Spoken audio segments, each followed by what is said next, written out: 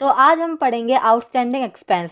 पहली बात, outstanding expense होता क्या है। आउटस्टैंडिंग एक्सपेंस मतलब होता है ये हमारी एक तरह की लाइबिलिटी और मान लो एक तरह का कर्ज होता है। आउटस्टैंडिंग एक्सपेंस हमारा टू टाइप्स का होता है, डायरेक्ट और इनडायरेक्ट एक्सपेंस।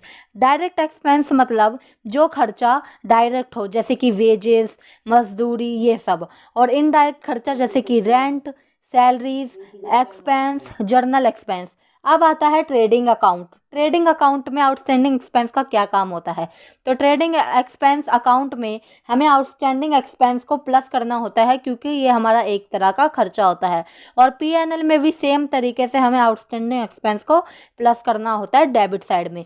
और बैलेंस शीट में हमें लाइबिलिटी साइड आउटस्टैंडिंग एक्सपेंस को डालना होता है। इसी तरह से प्रीपेड एक्सपेंस होता है। प्रीपेड एक्सपेंस आउटस्टैंडिंग एक्सपेंस का एक तरह का उल्टा चीज है।